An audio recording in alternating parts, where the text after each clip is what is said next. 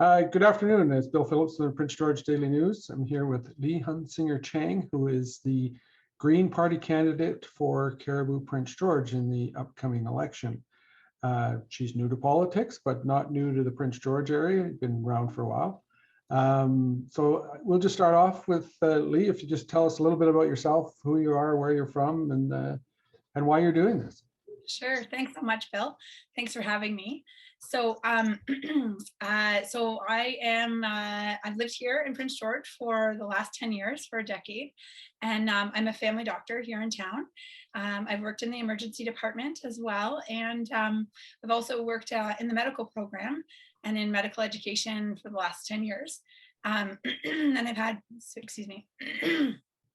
Yes, I should point out you've had laryngitis in the last couple of I've had weeks, laryngitis, yes. It's not COVID, thankfully, but I'm on the mend from it. But yeah, no, I've also had a number of leadership roles in the medical education system in BC, and I'm passionate about climate change, and I'm passionate about changing the course of climate change, and about equity, diversity, inclusion, anti-racism. So those are some of the things that really have brought me to this moment in time when I decided to run for the Green Party. Mm-hmm. So this is new. This is a sort of big step, and so how you say those things that brought you to it, but what was the sort of catalyst that told you I've got to get involved, I've got to do something? Yeah, that's great. That's a great question. You know what? And it's been a number of things over the years that have kept pushing me to continue to try to get involved.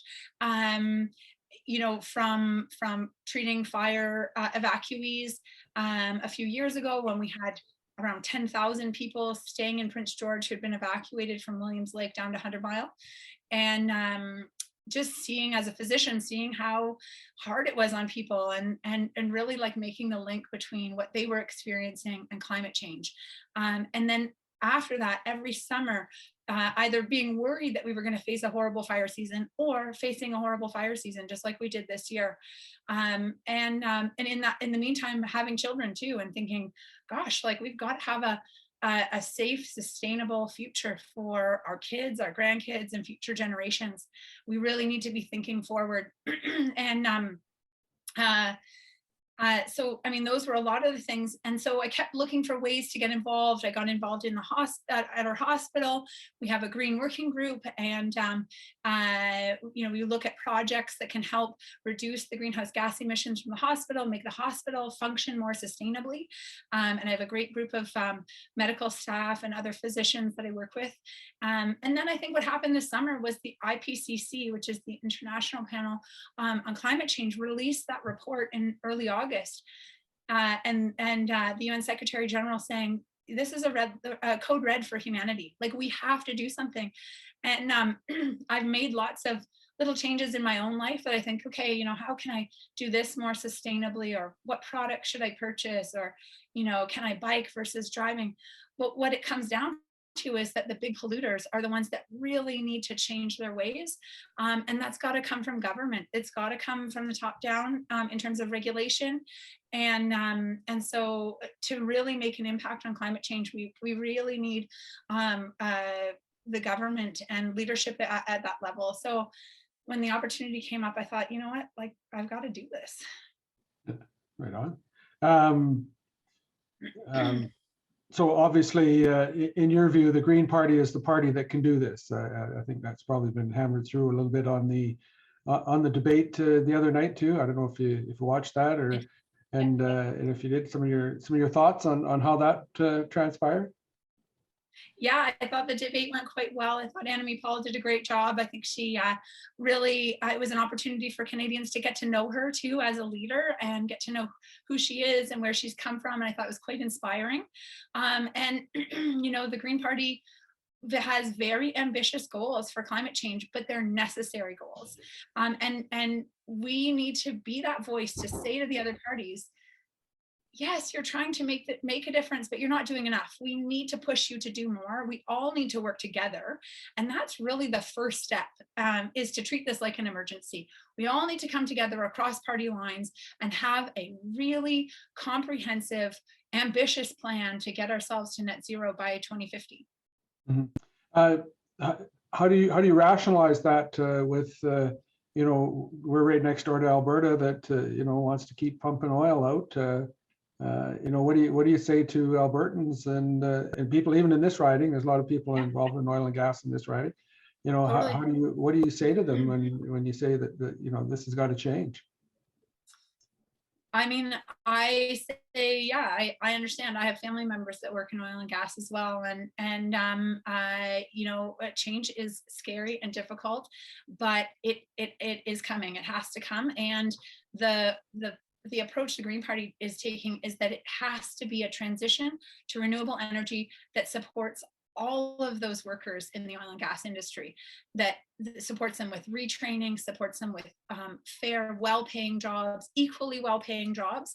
So the workers cannot be the people that suffer because of this transition. The transition has to happen. It's already happening. We're way behind. It's already happening in Europe, where we're way behind our G7 neighbors in terms of our greenhouse gas emissions. And we really need to work to catch up, but it cannot be on the workers. We need a just transition. We need people to have good, well-paying jobs. We need to continue to have our economy functioning very well. And the plan that the Green Party has actually supports workers. It creates millions of jobs, and it does it actually in a very short time frame. So, talking a little bit about the party, in the last, come at the worst time, just before the election, the Green Party has a bit of a public disagreement between Annamie Paul and some of the others. Are you hearing about that when you campaign, and has that hurt the Green Party image? And does it make it tougher for you when you're out on? I mean, I've heard it from some people. I've heard concern from people, and I think in Prince George and Northern BC, we're quite far removed from what was happening in Ottawa in terms of the issues that were happening at the leadership level. Yeah, I think people are concerned about what's happening. Obviously, you want stability in a party. I think it's important for people to know, though, too, like as a Green MP, there's no whipped votes in the Green Party, so you really can vote in Parliament along the conscience of your communities. And so I think that's really important, right? You can really go and represent the people that live in your communities. And I think anytime there's a transition in power, there's obviously some growing pains, shall we say, that happen. I think Annamie Paul's even used those words, but I think that people are coming together, and the issues are too important. We can't not talk about them. Mm-hmm. So what are you hearing most when you're out campaigning, going door to door and out there, wherever you're campaigning? What are you hearing from people on the street? What are they telling you that is top and foremost in their minds? I've heard lots of concerns around housing. So people are really concerned about housing, as we know, having lived in the north or living in the north. Prince George used to be a very affordable place to live, and the north used to be very affordable, and it's becoming much less affordable for people. Rent is very high, and rentals are very hard to find. The home buying market has really heated up, and it's becoming very hard for people to find homes. So that's a huge concern for people, and the Green Party has a plan in terms of a national housing strategy to address all of those levels, not just the folks who are trying to buy a home, but co-op housing and deeply subsidized housing for people who can't afford to live, to help address issues like homelessness. So that's one issue. I mean, I'm hearing about concerns around health coming out of the pandemic, things like concerns around long-term care, and really needing to revamp the long-term care system for our seniors. And I think, people are still concerned about pharmacare too, and we need to talk about pharmacare. We need a plan for pharmacare, and the Liberals have taken it out of their platform, and the Green Party hasn't. We think that Canadians should have pharmacare. We're the only country that has universal health care that does not have pharmacare. So those are some of the main issues. And then the other one that actually I was at the farmers market today, and people were talking about is the proposed petrochemical plant that's coming. That's potentially coming to the BCR site and to Pineview. And people are very concerned about this happening. I mean, we're talking major impacts in terms of our climate, our environment, and our health. And I think because that process, they were sort of in the process of approving it at the last election, actually in 2019, and because of the zoning, it wasn't approved. The project, I think for a lot of people, seemed like it went away, but it didn't actually. And what they've done is they've split the project into 3 projects for approval, and that's allowed them to get approval. And so people are concerned about what it's going to mean for their water, what it's going to mean for fisheries, what it's going to mean for our airshed, and our health and our quality of life, and the invitation of more big industry to come here. And in actual fact, when you look at the numbers, it doesn't look like it's going to actually support a lot more jobs here. So I think people are concerned about that. Yeah. So would you oppose that project, or are you? Absolutely. Yeah, absolutely. I mean, I am absolutely in favor of supporting our economy, but we also need to look like, I mean, we're in 2021. We have 9 years to meet a 50% reduction in our greenhouse gases. It does not make sense for us to now be establishing a new petrochemical plant, building a new pipeline in Prince George to deliver those natural gases to the petrochemical plant, and then to be producing millions of tons of plastic, which is what they're going to be doing, and exporting that plastic. We don't need more plastic. We have a plastic crisis. We have the ocean full of plastic. We need to be recycling the plastic that we're already using and not producing more plastic. And I mean, apologies for that. Oh, no problem. These are Zoom meetings. All kinds of things happen on Zoom meetings, right? So I had a phone call on my watch, my computer's binging at me. Yeah, I mean, and the government's talked about phasing out plastic. So why are we talking about building a plastic plant now? It doesn't make sense to me. Yeah, that was always one that amazed me, because that came right about the time that I think it was the provincial government talked about banning plastics, and the city kind of followed suit, and yet here we are with a plant that's going to produce plastic. So well, and the NDP government is approving it. That's what's happening, right? And so I think people in Prince George particularly, but also Quesnel and Williams Lake, because the river flows south and it's going to affect their river as well. They need to look long and hard at this. There are 2 groups that I can refer people to. One is called Grasslands, Not Gaslands, and it's a Facebook group, and the other one is called Too Close to Home, with the number 2. There's a brilliant retired pediatrician who's been called Marie Hay, who's been working very hard behind the scenes, because this isn't a problem of not in our backyard. This is a problem of not in anybody's backyard. Yeah. And this is to sort of switch the topics. This plant has famously or infamously not received any Indigenous approval. That sort of leads us into Indigenous issues in the election. What do you see happening with Indigenous issues in the riding and across the country, and where do we need to go with it? Where does the Green Party go with that? Yeah, absolutely. So we've been in contact with the Lheidli T'enneh, and my understanding is that they are very much opposed to this plastics plant. I certainly would not choose to speak for them, but when we spoke to them yesterday about this, it sounded like that was their stance on it. Yeah, it's safe to say they yeah, and when they tried to move it farther out, I think it was out towards Summit Lake. I think it was the McLeod Lake Indian Band also said they didn't want it on their land either. So we need to listen to Indigenous people. Like, these are their traditional ancestral territories. These lands were never ceded. And this is all reconciliation. Like, how can we say we're moving forward with reconciliation when we're not listening?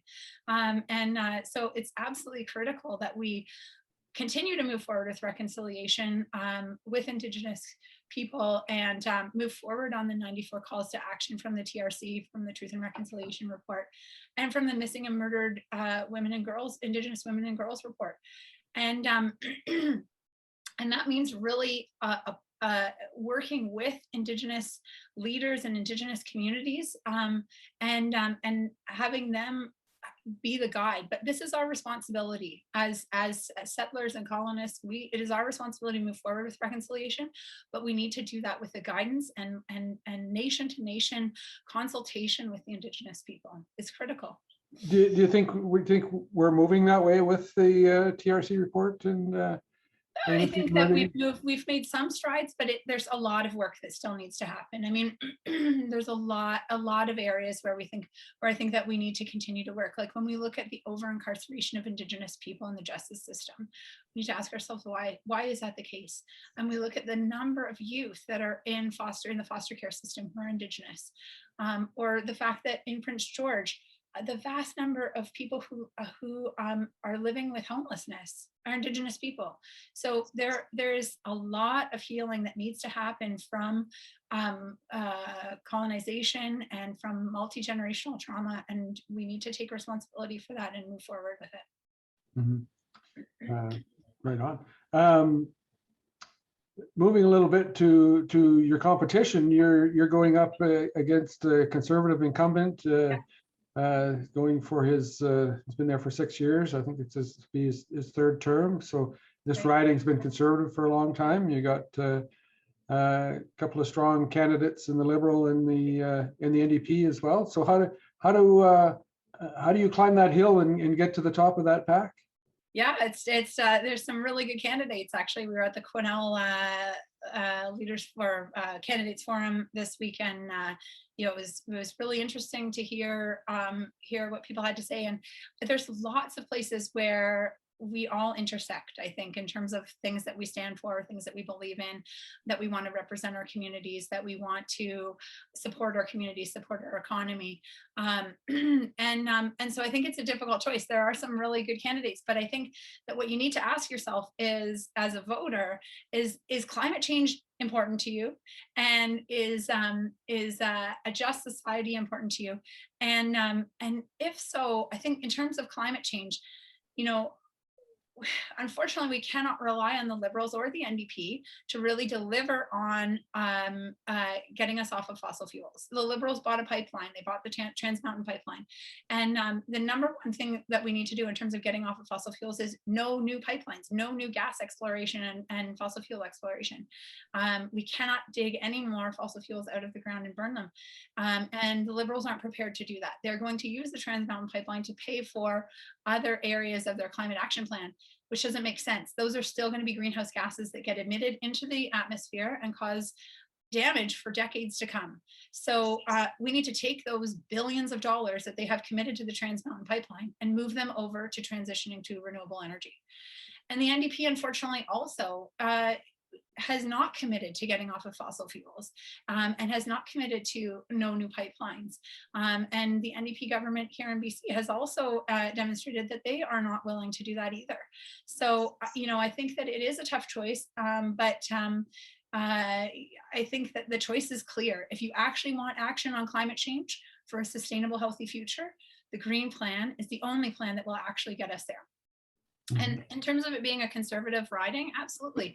And you know what, it's been such an honor to be part of this process, actually, to be part of the democratic process. And I think, you know, the whole reason we have a democracy is so that everyone can feel like their views are represented, and that's critical, right? And so, yeah, absolutely. There's lots of people that I'm sure I'm not going to change their minds on, but I think that there's a number of people who are deeply concerned about some of these issues, and I may, in fact, decide to vote green. And I think a green vote is a powerful vote. Yeah, well, personally, I've said this a couple of times during this election. I'm not sure why climate change isn't more front and center. Yeah. In this issue, and I too have looked at the IPCC report and are quite shocked about it, and I think that's got to be the issue. But here we talk about the latest memes on Facebook and all that kind of stuff that becomes an issue. There's lots of distraction too. Yeah, absolutely. Yeah, exactly. Yeah. But I guess one of the other questions that I always like to ask is, people in Cariboo-Prince George, why should they vote for you? Great question. Thanks, Bill. So I'm not a politician, obviously. I'm a physician, and my job is to care about people. And I've dedicated my career to serving this community. My entire career has been here, apart from 1 year that I locumed as a physician and actually quite up in the north. But yeah, I am a extremely hardworking, honest person who really wants the best for our community, wants the best for our future, and wants the best for our kids' future. I will absolutely work hard for these communities that I represent. So it would be an honor to be elected, and every vote really is such an honor. Mhm. So as a physician, but morphing into politics, what comments would you make about the overall reaction to COVID-19 from the governments in general? Because there's been provincial and Yeah. federal. You've been in the system, so what has kind of worked there and what hasn't? Yeah, I mean, I think COVID-19 was a great example for us in terms of what is possible. So if we think back to 2018 or even 2019, we would have never thought that some of the things that happened during the pandemic could have been possible. Some of the amount of change that happened in such a short period of time. And so I think it's such a good example of how we really can make a difference and change in a short period of time, and how the government can come together across party lines, make decisions, and for the overall safety and well-being of the country. So, I think that COVID-19 should be our example, that it's not impossible. These things aren't impossible. Mhm. You talk a little bit about government coming together, and I think that's part of the Green Party platform is actually looking at electoral reform. Right. So what would your preference be if we changed our electoral system? That is a great question, actually. Electoral reform has not been on the forefront of this election, and the Green Party has always pushed for representation, representation by population or some other form versus first past the post. And I think what we would need to do is, sorry, the term is proportional representation. Knew I'd get there. But what we would need to do is obviously a consultation process. But the problem is we're not even close to that anymore. Like the Liberals had promised it in 2015, and there is no discussion of it now. And unfortunately, it is, an example of the people in power wanting to maintain the power, and not wanting to change the system because it may disadvantage them in terms of power. And I think that that's wrong. Like we really need to have people's voices represented. Mm-hmm. But along those lines, we have People's Party of Canada now at 5% of the vote or whatever. So that I guess that warts and all, that includes that party would have a similar say to the Green Party, I guess. And yeah. And again, like I said, this is a democracy, right? We need to have people's voices represented, and you don't have to agree with me, and I don't have to agree with you, but it's important that we listen to each other. Mm-hmm. Right on. Super. Well, we're up to about half an hour. What else would you like to say? So I would like to say that the advance polls are open. You can go today, tomorrow, Monday to your polling station to vote. And please check your polling station on the Elections Canada website, because there is no voting at schools. And there's no voting at the university or at the college. So you will need to check, because if you used to vote at a school, you won't be voting there. And I would say vote early. Vote in the advanced polls, because it's anticipated that due to COVID-19 and social distancing restrictions, physical distancing restrictions, there may be long lineups on voting day. So if people can get out and vote this weekend, I'm going to vote tomorrow, then I think that's great. Let's engage now. And for those people who can't make it, they can go on the 20th. But whether you choose to vote for me or anybody else, I would just encourage everybody to please get out and vote. Super. That is awesome. So we've been here with Leigh Hunsinger-Chang, who is the Green Party candidate for Cariboo-Prince George. Sorry. So yeah, sure, encouraging everybody out to get out and vote, and I certainly emphasize that as well. So I want to thank Leigh for taking the time out today and answering some questions. So once again, last comment over to you if you want to say anything more. Yeah, it's a pleasure. It's been an honor. Thanks so much, Bill, and thanks to everybody out there supporting change. A green vote is a positive vote for change.